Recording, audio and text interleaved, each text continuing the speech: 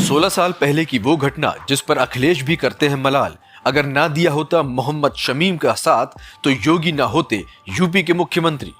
योगी की इतने साल की तलाश हुई पूरी, लग गया हाथ वो आरोपी जिसने योगी को भरी संसद में किया था रोने को मजबूर। जाना पड़ा था योगी को जेल। इतने सालों से छिपा फिर रहा था योगी का ये दुश्मन, अब लग गया है योगी के हाथ। अब करेंगे ऐसा हाल कि अपने जीने पर ही करेगा मलाल।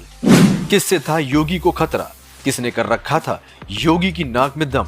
प्रखर एवं उग्र हिंदुत्व की छवि रखने वाले योगी का वो टर्निंग पॉइंट।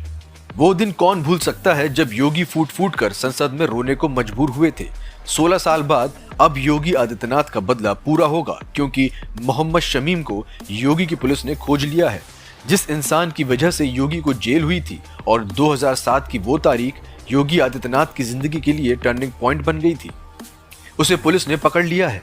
आपको थोड़ा फ्लैशबैक में लेकर जाते हैं। 2007 की बात है। गोरखपुर में मुहर्रम का जुलूस निकल रहा था। इस जुलूस में मोहम्मद शमीम और उसके पिता सफी उल्लाह भी शामिल थे। जिस रास्ते से मुहर्रम का जुलूस निकल रहा था उसी रास्ते पर राजकुमार अग्रहरी अपनी ऑमलेट की दुकान चलाते थे। जब राजकुमार की दुकान के पास पहुंचा तो मोहम्मद शमीम ने पहले गालियां दी और फिर राजकुमार पर चाकू से हमला कर दिया। मौके पर पहुंची पुलिस राजकुमार को अस्पताल लेकर जा रही थी, लेकिन मोहम्मद शमीम ने अपने साथियों के साथ मिलकर राजकुमार की हत्या वहीं पर कर दी।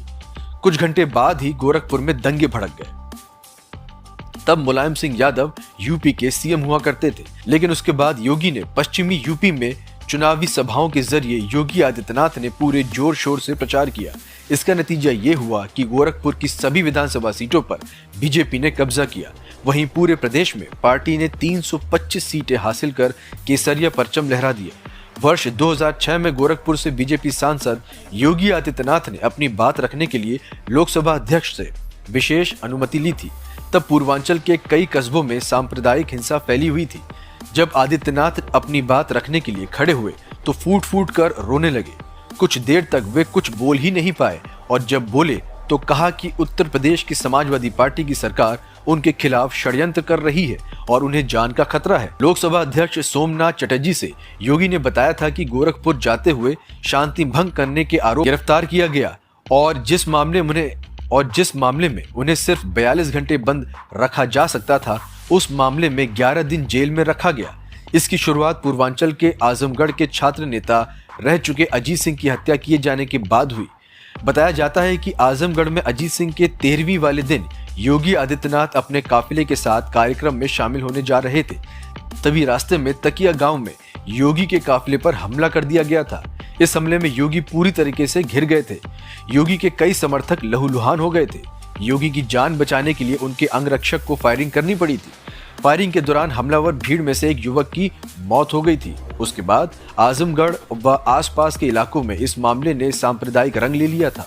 इस घटना के बाद योगी के समर्थकों और उनके ऊपर कई मुकदमे हुए, लेकिन अब इतने सालों बाद योगी ने अपना बदला ले लिया है। तब से न जाने कितनी सरकार आई और गई, लेकिन असली आरोपी के ऊपर किसी ने ध्यान ही नहीं दिया। आरोपी ने सोचा अब तक योगी ये सब भूल गए होंगे, इसलिए तमिलनाडु में छिपा हुआ शमीम यूपी में आकर रहने लगा। लेकिन योगी अपने दुश्मनों को कभी नहीं भूलते। शमीम को हिरासत में ले लिया गया है। अब वो भी सोचता होगा कि मेरी करनी ने योगी को इतना कट्टर बना दिया। Bureau report.